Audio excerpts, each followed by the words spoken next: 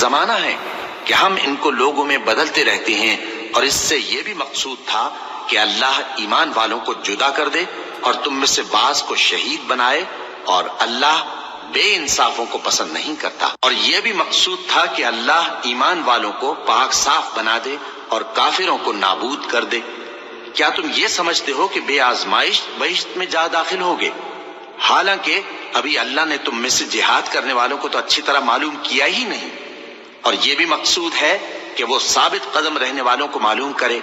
اور تم موت شہادت کے آنے سے پہلے اس کی تمنا کیا کرتے تھے، سو تم نے اس کو آنکھوں سے دیکھ لیا۔ اور محمد صلی اللہ علیہ وآلہ وسلم ایک پیغمبر ہی تو ہیں، ان سے پہلے بھی بہت سے پیغمبر ہو گزرے ہیں۔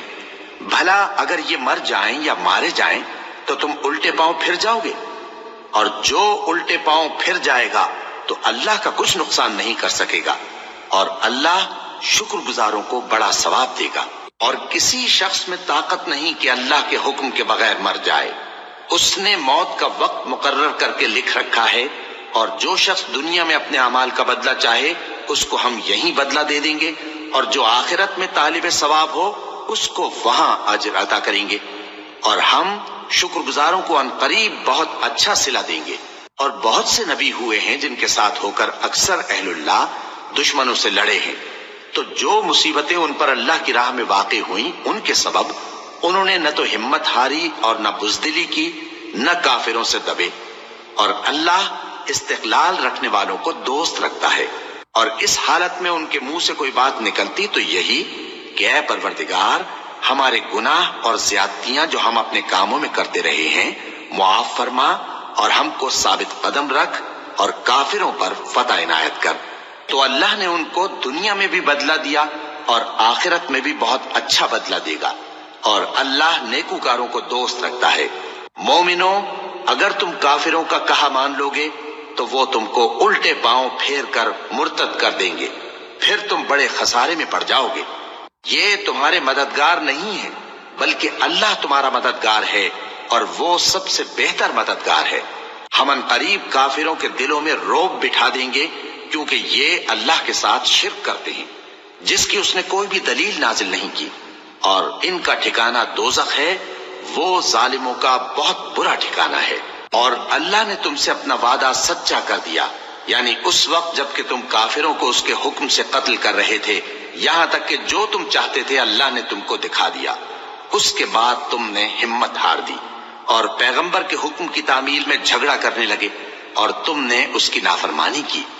بعض تو تم میں سے دنیا کے طلبگار تھے اور بعض آخرت کے طالب۔ اس وقت اللہ نے تم کو ان کے سامنے سے ہٹا دیا تاکہ تمہاری آزمائش کرے، اور اس نے تمہارا قصور معاف کر دیا، اور اللہ مومنوں پر بڑا فضل کرنے والا ہے۔ وہ وقت بھی یاد کرنے کی لائق ہے جب تم لوگ دور بھاگے جاتے تھے اور کسی کو پیچھے پھر کر نہیں دیکھتے تھے، اور رسول اللہ صلی اللہ علیہ وآلہ وسلم تم کو تمہارے پیچھے کھڑے بلا رہے تھے،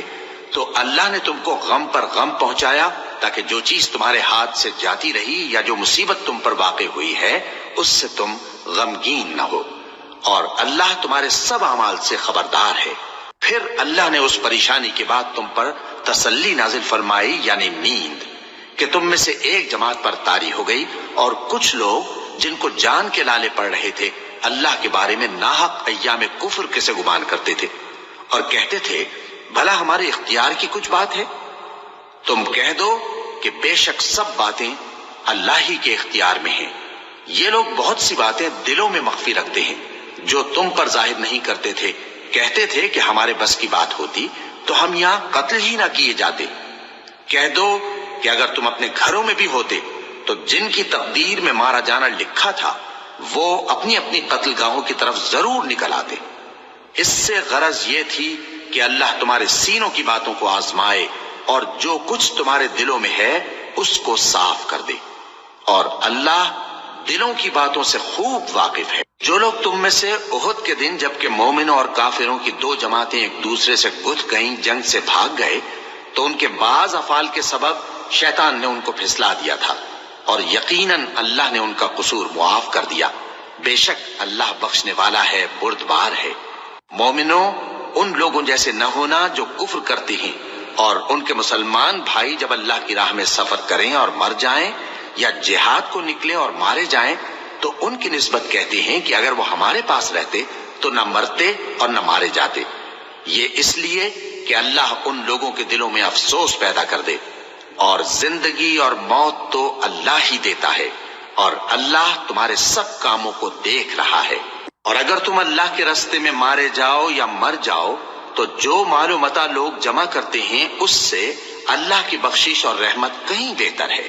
اور اگر تم مر جاؤ یا مارے جاؤ تو اللہ کے حضور میں ضرور اکٹھے کیے جاؤ گے۔ پھر اے نبی،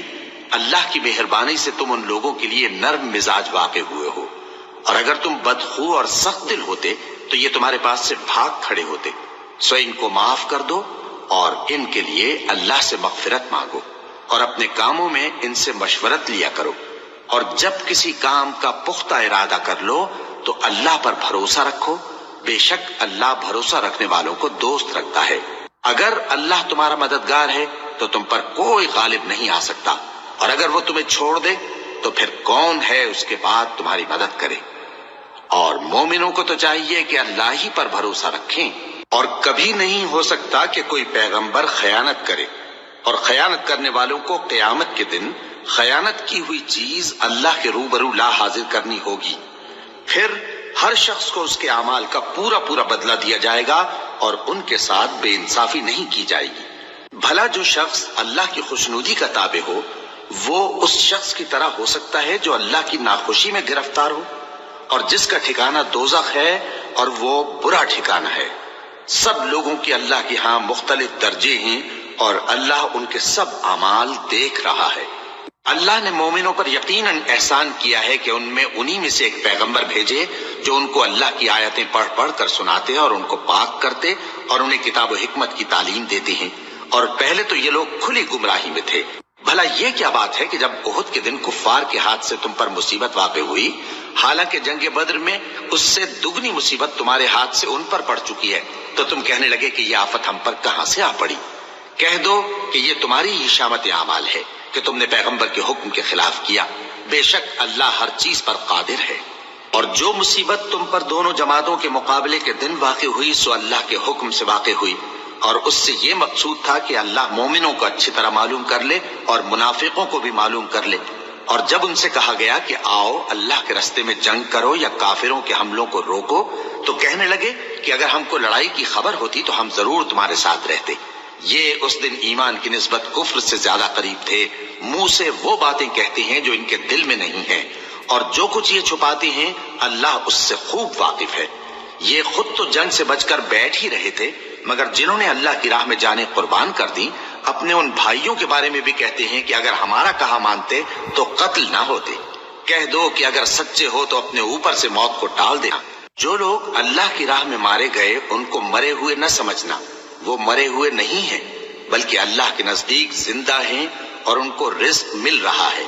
جو کچھ اللہ نے ان کو اپنے فضل سے بخش رکھا ہے اس میں خوش ہیں، اور جو لوگ ان کے پیچھے رہ گئے اور شہید ہو کر ان میں شامل نہیں ہو سکے ان کی نسبت خوشیاں منا رہے ہیں کہ قیامت کے دن ان کو بھی نہ کچھ خوف ہوگا اور نہ وہ غمناک ہوں گے، اور اللہ کے انعامات اور فضل سے خوش ہو رہے ہیں، اور اس سے کہ اللہ مومنوں کا اجر ضائع نہیں کرتا۔ جنہوں نے باوجود زخم کھانے کے اللہ اور رسول کے حکم کو قبول کیا، جو لوگ ان میں نیکوکار اور پرہیزگار ہیں ان کے لیے بڑا ثواب ہے۔ جب ان سے لوگوں نے آ کر بیان کیا کہ کفار نے تمہارے مقابلے کے لیے لشکر کثیر جمع کیا ہے تو ان سے ڈرو، تو ان کا ایمان اور زیادہ ہو گیا، اور کہنے لگے ہم کو اللہ کافی ہے اور وہ بہت اچھا کارساز ہے۔ پھر وہ اللہ کی نعمتوں اور اس کے فضل کے ساتھ خوش و خرم واپس آئے، ان کو کسی طرح کا ضرر نہ پہنچا، اور وہ اللہ کی خوشنودی کے تابع رہے، اور اللہ بڑے فضل کا مالک ہے۔ یہ خوف دلانے والا تو شیطان ہے جو اپنے دوستوں سے ڈراتا ہے، تو اگر تم مومن ہو تو ان سے مت ڈرنا اور مجھ ہی سے ڈرتے رہنا، اور جو لوگ کفر میں جلدی کرتے ہیں ان کی وجہ سے غمگین نہ ہونا، یہ اللہ کا کچھ نقصان نہیں کر سکتے۔ اللہ چاہتا ہے کہ آخرت میں ان کو کچھ حصہ نہ دے، اور ان کے لیے بڑا عذاب تیار ہے۔ جن لوگوں نے ایمان کے بدلے کفر خریدا وہ اللہ کا کچھ نہیں بگاڑ سکتے، اور ان کو دکھ دینے والا عذاب ہوگا۔ اور کافر لوگ یہ نہ خیال کریں کہ ہم جو ان کو مہلت دیے جاتے ہیں تو یہ ان کے حق میں اچھا ہے، نہیں،